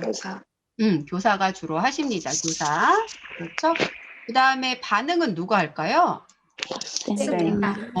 주로 학생이 합니다. 주로 학생이. 그렇죠? 그 다음에 이제 평가나 피드백, 또 마무리는 누가 하실까요? 교사가. 학생 둘 다. 주로. 그렇죠. 선생님이 하시죠. 자, 그러면 이게 좀 작아 보여서 이렇게 늘려서 이렇게. 자, 그러면 이거는 그 메한이라는 그 학자가 이런 구조로 수업 대화를 분석한 표예요. 그래서 이런 표가 있어요. 저기 T는 선생님이고, 그렇죠? 여기 매니라고 되어 있는 거죠. 지금 모든 학생들, 학생에 대한 거고, T는 또 선생님인데, 여기서 보시면 시작, 발화, 그 다음에 반응, 그 다음에 그거에 대한 평가, 피드백, 마무리 이런 식으로 표를 만들어서 전사를 합니다. 전사는 뭔지 아시죠, 여러분? 말하는 걸 그대로 적는 거예요. 말하는 걸 그대로 적는데 이거는 구조가 IRF가 있기 때문에 IRF를 좀 분명하게 칸을 나누어서 이렇게 정리를 하는 방식입니다. 그런데 이 수업 대화 분석에서 중요한 거는 이 수업 대화 분석을 왜 했느냐? 아까 제가 말했죠. 왜 침묵하는가? 이 반응이 왜 없을까? 이 부분에 대한 거를 그 이유를, 그 요인을 찾기 위한 그런 연구였어요. 이 연구에 의하면 침묵이라는 것은 유형이 있대요, 여러분. 침묵의 유형. 근데 여러분, 아까 제가 잠시 말했지만 침묵은 뭐예요, 여러분? 침묵은 반응이에요. 침묵은 반응이에요. 그러니까 교실에서의 침묵은 그냥 말을 하지 않는 거, 그런 의미 이상의 것이에요. 말을 하지 않는 것으로 반응을 하는 거예요. 예, 그렇게 보셔야 되는 거죠. 지금 이 반응으로서의 침묵이에요. 여기에 침묵의 유형을 크게 두 가지로 나눴어요. 상호작용 형태에 따른 유형, 또 침묵의 주체에 따른 유형. 이런 말들이 굉장히 어렵죠. 이론들은. 이거 다 정리한 거예요. 이분이. 그런데 이렇게 유형화하는 것이 바로 상위어예요. 상위어. 그러니까 교실 수업 대화를 엄청 많이 보신 다음에 그런 다음에 유형 묶어요. 그 유형으로 묶어서 침묵이 이렇게 구분이 될 수 있구나라고 묶어가는 거. 이게 연구들이 주로 하는 일이 이런 거예요. 임상 실험 뭐 이런 얘기 많이 듣죠? 임상이라는 게 뭐예요? 개별적인 사람들에게 똑같은 약을 투여해서 누구는 이런 반응, 누구는 저런 반응 해가지고 이것도 부류를 나누어서 그 결과를 보고하는 거죠. 그래서 모든 연구가 귀납적인 연구들은 이런 식으로 진행이 돼요. 어떤 가설에서 출발해서 이렇게 증명하는 식이 아니라면 대부분이 이래요. 그런데 이 대답 침묵이라는 거는 뭐냐면 교사가 질문을 했어요. 교사 질문을 했어요. 어떤 질문을 했냐면 여러분 오늘은 토요일이에요? 아무도 얘기를 안 해. 아무도 얘기를 안 해. 여러분 오늘은 토요일이에요? 네. 지금은 대답하죠. 네, 아니요 질문. 네, 아니요 질문은 너무나 쉽고 간단하게 반응할 수 있는 그런 질문이거든요. 그 네, 아니요 질문에서 뭘 선택한 거예요? 네, 아니요 침묵 중에 뭘 선택했어요? 침묵을 선택한 거예요. 그게 대답 침묵이에요. 그게 대답 침묵. 자, 그리고 그 다음에, 그러니까 대답 침묵이 뭔지 알겠죠, 여러분? 여기 그냥 대답 침묵이라고 써놨을 때는 이게 뭐야? 여러분 그랬을 거 아니에요. 그쵸? 근데 제가 예를 들어서 설명하니까, 이게 대답 침묵을 말하는 거구나? 그 연구자가 명명한. 그 다음에 발표 침묵. 발표 침묵은 뭘까? 발표 침묵은? 저것도 침묵이네. 근데 무슨 침묵이지? 그 연구에 의하면 교사가 그 지정 질문을 했어요. 그런데 대답하지 않았을 때, 그럴 때 뭐라고 해요? 발표 침묵이라고 해요. 오늘 여기 보니까 안영인 학생 있어요, 여기. 지금 보여요, 안영인. 안영인 얼굴 좀 보여주세요. 얼굴 안녕인. 보여줬어요. 이게 반응하신 거예요. 그쵸? 제가 누구를 지정했어요. 안녕인 학생 얼굴 좀 보여주세요. 이렇게 지정해가지고 보여주세요. 뭐 발표해주세요 했을 때 이렇게 보여주는 거는 반응을 하신 건데 그걸 지정을 해서 뭘 해주세요. 발표해주세요. 뭐 해주세요 했는데 무반응. 이게 바로 발표 침묵이에요. 네. 질문 침묵.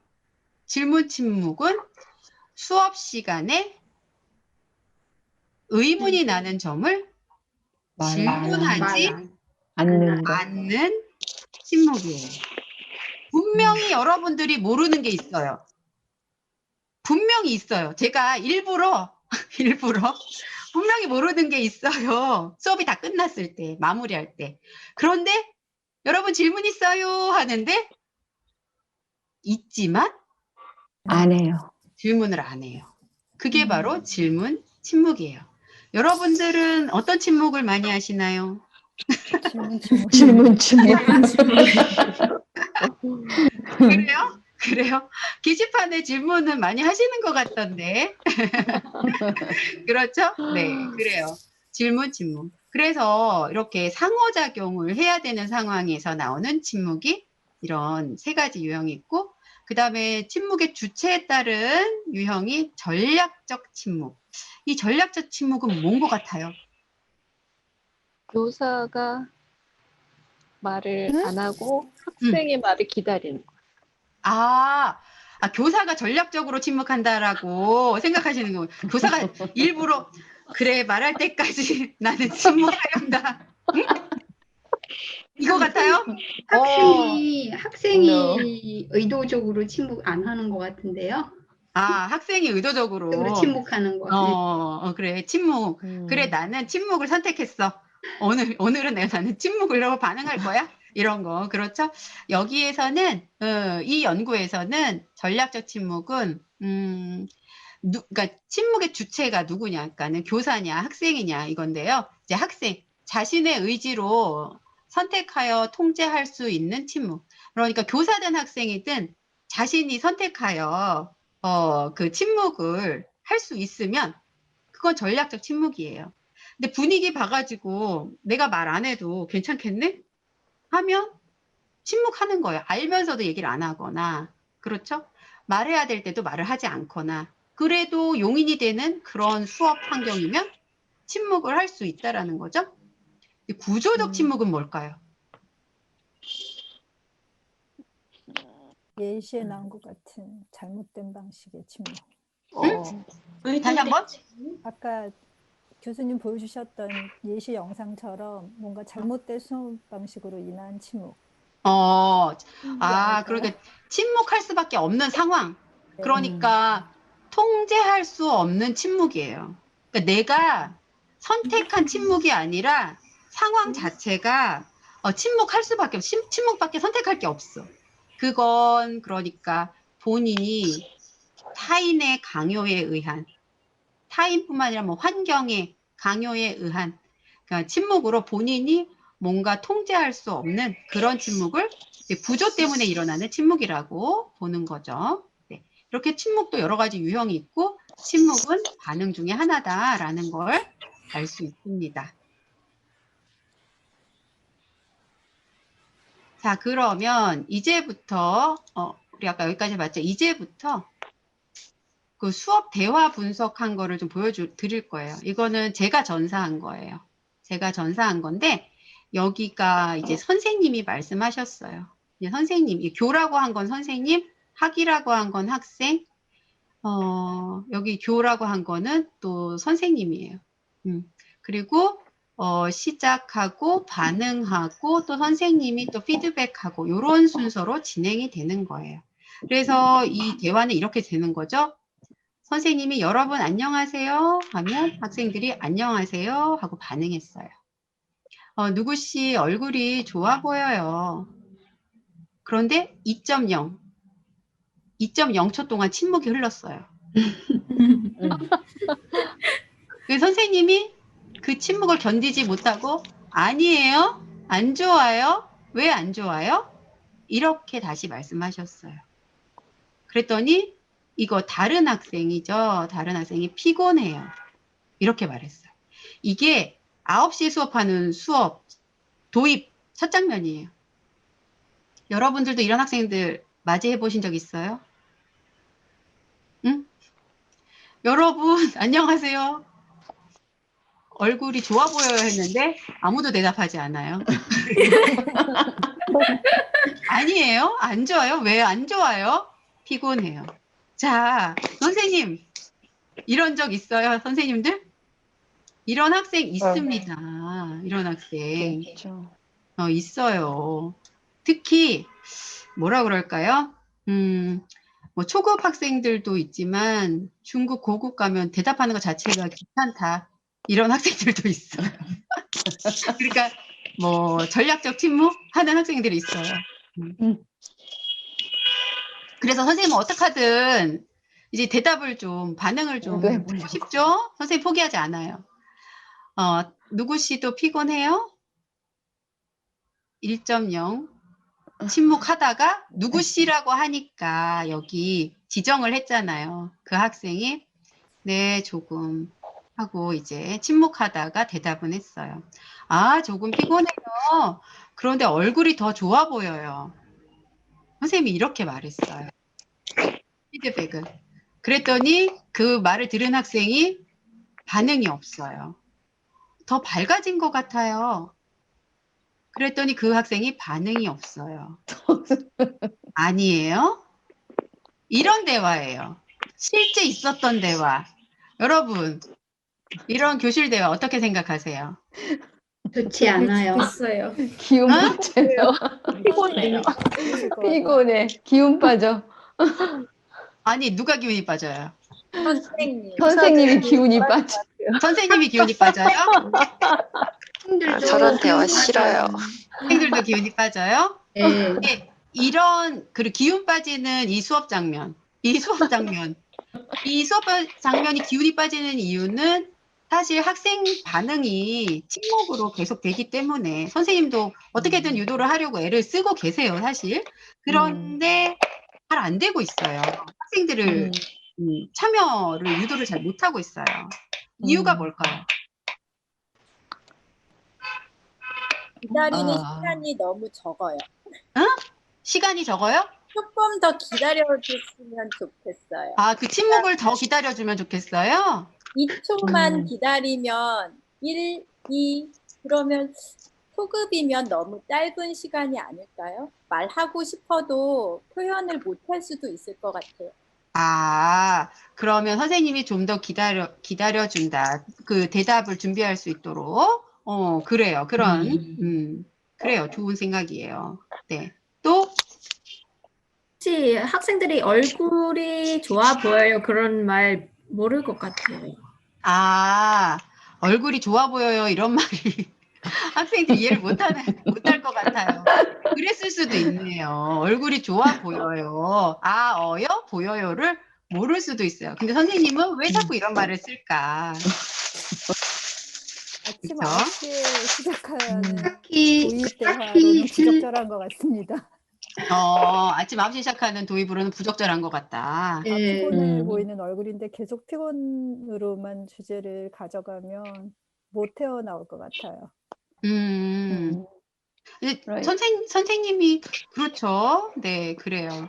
그래서 이게 이제 선생님들이 그 도입에서는 우리가 해야 될 일이 학생들을 깨워줘야 되고 호기심을 이렇게 유발을 해서 어떻게든 이렇게 대화를 참여를 해서 수업 안으로 들어오게끔 해야 하는데 지금 첫 번째 질문에서 보인 학생들 반응이 별로 좋아하지 않는 화제였던 것 같아요. 그러다 보니까 그럴 때는 선생님이 아 이건 아닌가 보다 하고 화제를 바꿨어야 해요. 전환을 해서 다시 한번 시도를 해보면 좋지 않았을까. 지금 근데 여러분들이 말씀해 주신 것처럼 뭐 이렇게 좀 더 기다려주거나 아니면 학습자가 그 선생님의 발화에 나온 말 자체, 표현 자체를 이해를 못하는 부분이 있었을까 이런 부분도 다시 한번 점검을 해보시는 것도 좋을 것 같아요. 그리고 사실 그 선생님들은 강의안을 다 쓰세요. 강의안을 다 쓰시고 그것대로 수업을 와서 하시는 이때 당시는 뭐 2, 3년 차 되는 선생님들이셨어요. 그런데 2, 3년 차 되는 선생님들도 이런 학생들 반응에는 사실 굉장히 당황하실 수가 있어요. 그쵸? 네. 그래서 이럴 때는 좀 원인 분석이 필요하고 본인도 아마 수업이 끝난 다음에 교사들이 이제 더더욱 발전을 하려면 자기가 쓴 강의안대로 수업을 했는데 수업이 내가 생각한 것만큼 그 성취도가 좀 떨어졌다라고 하면 원인 분석을 해서 좀 다음 수업, 다음에 또 2반을 맡았을 때는 조금 더 개선을 해나가는 그런 보완하는 그런 시간이 또 필요한 것 같아요. 교사가 자기 발전을 하기 위해서는. 네. 그래서 이 부분은 여러분들이 말씀 주신 대로 그 중복된 화제가 계속 반복이 됐어요. 긴 시간. 그러면서 학생 참여를 유도하기가 어려웠던 그런 수업이었습니다. 자, 교수님 질문이 있는데요. 네네네, 질문. 네, 아까 교환대로 수업을 진행을 한다고 하셨잖아요. 네네네네. 그러면은 보통, 그러니까 대부분의 경우에는 항상 교환을 가지고 수업을 하는데 그것이 내가 생각했던 그런 시나리오와 맞지 않더라도 일단은 그 교환대로 수업을 하는 게 맞는 것인지요? 아니면은 예를 들어서 이런 상황이 닥쳤을 적에는 교환에는 A 방향으로 진행을 한다고 되어 있지만 상황이 너무 좀 예상과 달랐을 경우에는 뭔가 현장에서 기지를 발휘해서 다른 식으로 임기응변을 해야 되는 건지 그 부분을 잘 모르겠어요. 그래요. 좋은 질문이에요. 조용해지면 말할게요. 아이고.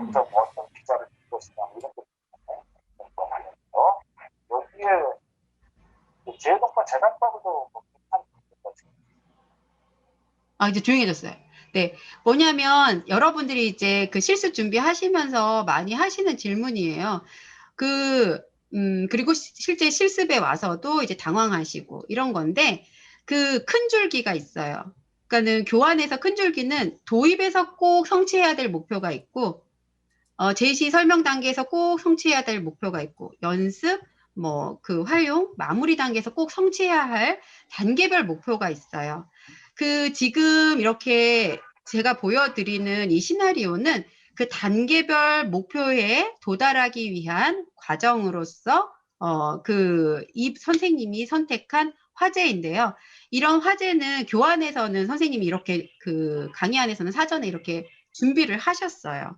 그런데 그 학생들이 내가 지금 상호작용을 열심히 하면서 의사소통 능력을 길러주고 싶은데 그리고 호기심을 유발해서 수업에 이제 참여를 하고 싶은데 이게 도입의 목표인데 이게 이 화제로는 안 되겠다라고 하면 다른 화제로 그러니까 화제를 하나뿐만 아니라 뭐 하나, 두 개, 세 개 정도를 준비를 해서 그 다음 화제로 한번 더 시도를 해보거나 하는 방식. 그러니까 미리 이런 사태에 대비해서 옵션을 준비하는 그런 교환을 작성을 할 수도 있고, 그 다음에 옵션을, 여분의 어떤 화제를 준비하지 않았다면 선생님이 그동안의 노하우를 발휘하셔야 돼요. 임기응변을 발휘하셔야 돼요. 왜냐하면 도입에서 제일 중요한 거는 교환대로 하는 게 중요한 게 아니에요. 교환대로 하는 게 중요한 게 아니라 학습자들을 도입의 목표에 도달하게끔 하는 것이 중요해요. 그래서 오늘 내가 쓴 교환은 오늘 이렇게 가다가는 도입의 목표를 도달하지 못할 것 같아. 그러니까 다른 어떤 화제로 전환을 해서 이 도입의 목표를 도달할 수 있도록 임기응변을 해야 되는 것이 더 중요하다라고 생각해요. 그러니까 지금 주셨던 질문에 대한 대답은 뭐냐면 목표가 무엇인가를 먼저 알고 계셔야 돼요. 목표가 뭔가. 그 목표에 도달하기 위해서 우리는 화제도 생각을 하는 거고 또 대화 방식도 생각하는 거고 그리고 또 보조자료도 생각하는 거고 교사 말도 생각하는 거거든요.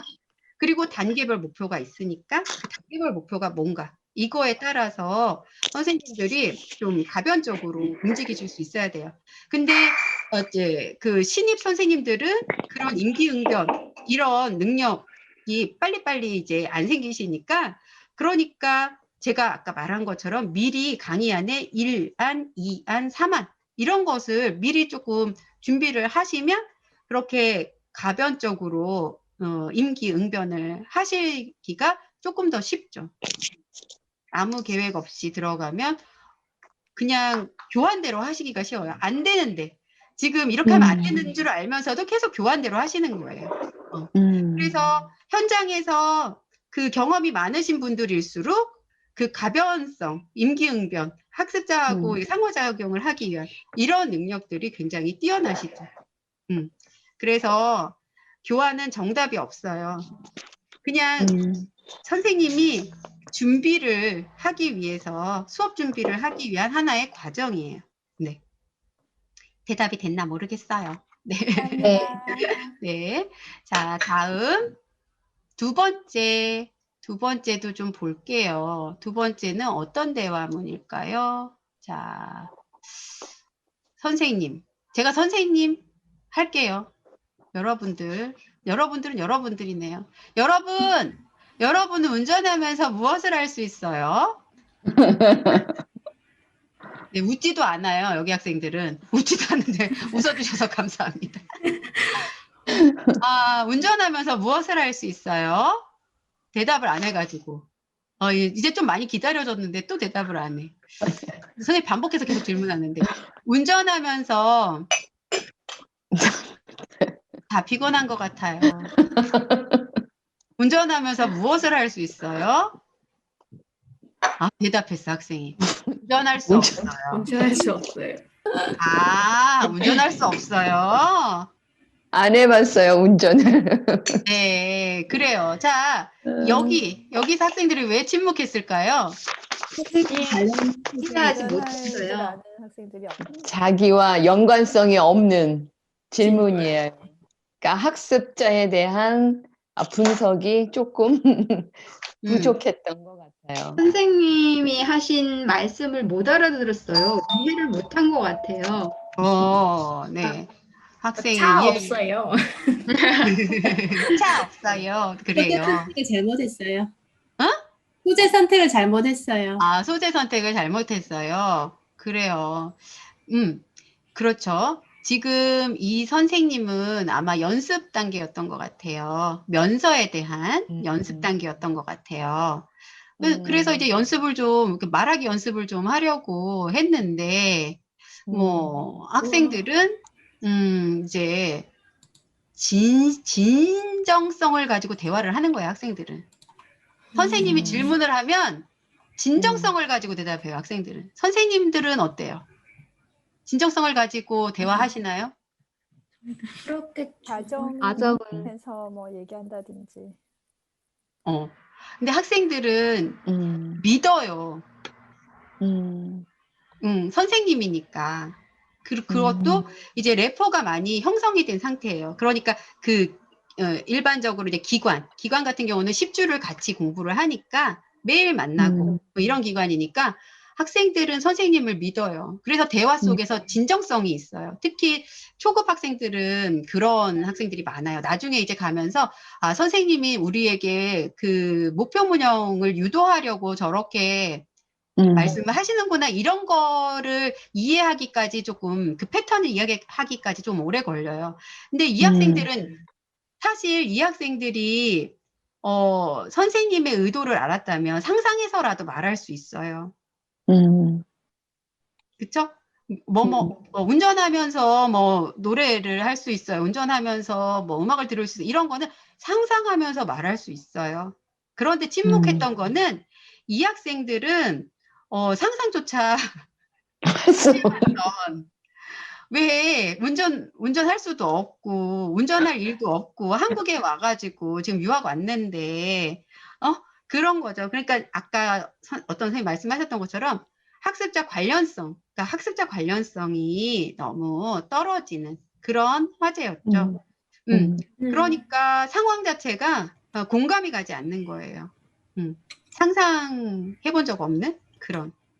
그래서 침묵하고 나중에는 운전할 수 없어요. 좀 이렇게 대답했겠죠? 그래서 선생님도 좀 멋쩍은 웃음을. 네. 운전할 수 없어요. 네, 선생님이 진짜 웃겨서 웃진 않으셨어요. 네.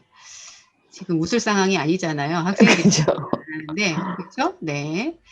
자, 그래서 관련성이 있는 그 화제를 이렇게 가지고 연습을 해야 되고 도입을 해야 되고 이거는 굉장히 강조하는 내용이죠. 네. 다음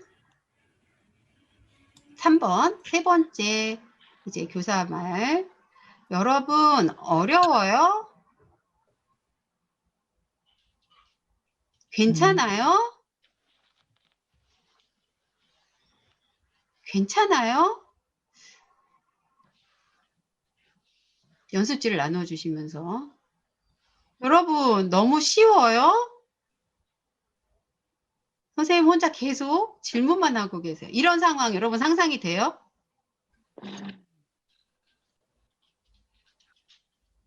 언제 이런 반응을 볼까 학생들이 다 아무도 대답을 안 했어요. 학생들이 다 공부하기 싫어요. 공부하기 싫어요. 네, 공부하기 싫어요로 이렇게 반응을 하는 건가요? 무슨 연습을 하고 있는데 물어봤어요. 근데 학생들이 대답하지 않아서 여러분 이거 어려워요? 그렇게 물어봐요. 그래요. 선생님은 답답하니까 계속 물어보시는데 학생들은 대답을 계속 안 하고 있고 선생님은 진행을 계속 하시기 위해서 연습지도 나눠주고 질문도 하시고 그러네요. 여러분 이 상황은 어떤 상황이냐면 사실 어떤 상황이었냐면 선생님이 그 이전에 여러분 어려워요 라고 물어보기 전에 학생들한테 그 연습지를 나누어 줬어요. 근데 그 연습지는 이미 배운 것에 대한 연습지였어요. 사실 학생들에게는 쉬운 연습이었어요. 근데 그러니까 난이도가 쉬운 거였는데 선생님이 그냥 여러분 어려워요? 라고 물었더니 그러니까 선생님이나 학생이나 다 쉬운 줄 알면서 어려우냐고 물어보니까 학생들은 대답할 필요를 못 느꼈던 거고 그렇다고 너무 쉬워요? 라고 물어봐도 대답할 필요를 못 느꼈던 거고 또 하나는 여러분이라는 거 있죠. 여러분. 그 여러분이라는 것은 나는 대답 안 해도 돼 이런 거랑 또 같게 받아들이는 학생도 있어요. 그래서 말 차례를 선생님이 정말로 학생의 뭐 반응을 듣고 싶다라고 하면 말 차례를 배분하기 위해서 그 노력을 하셔야 돼요. 이름을 부르거나 아니면 누군가가 내가 말을 해야 된다라는 어떤 순서가 왔음을 알려줄 수 있는 신호? 이런 것들을 마련하실 필요가 있어요.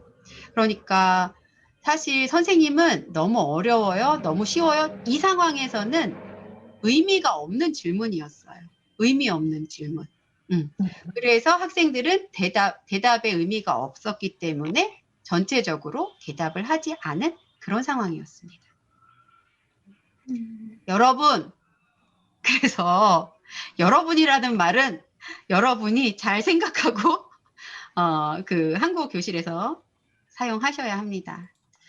여러분, 그런데 어떻게 해요? 이제 이 특강을 종료해야 할 시간이 왔습니다. 오늘 우리 세 번째 그 교사말 샘플까지 봤고요. 여러분 더 확인하고 싶으시면 아까 제가 그 말씀드렸던 논문 있어요. 그 논문에 보시면 조금 더 많은 이거예요. 학습자의 침묵 반응 요인을 중심으로 한 한국어 교실의 수업 대화 분석. 이게 제목이에요. 논문 제목이고 제가 이거를 언제 썼냐면 2012년에 썼고요. 그리고 여러분들 그거 리스에서 검색하시면 나와요. 이거 한국어 교육이라는 학술지가 있어요. 국제한국어 교육학회. 거기 그 학회에 학술지 한국어 교육에 있으니까 관심 있는 분들은 이 논문을 좀 찾아보시면 오늘 함께 다루었던 세 개의 예시뿐만 아니라 더 긴 예시들을 좀 참고하시고 이럴 때 학생들이 침묵하는구나 라는 것에 대해서 여러분들이 어느 정도 공감을 하시거나 아니면 참고를 하시거나 하실 수 있을 것 같습니다. 자, 여러분 또 여러분이네요. 시간 관계상 제가 오늘은 여기까지밖에 못할 것 같아요.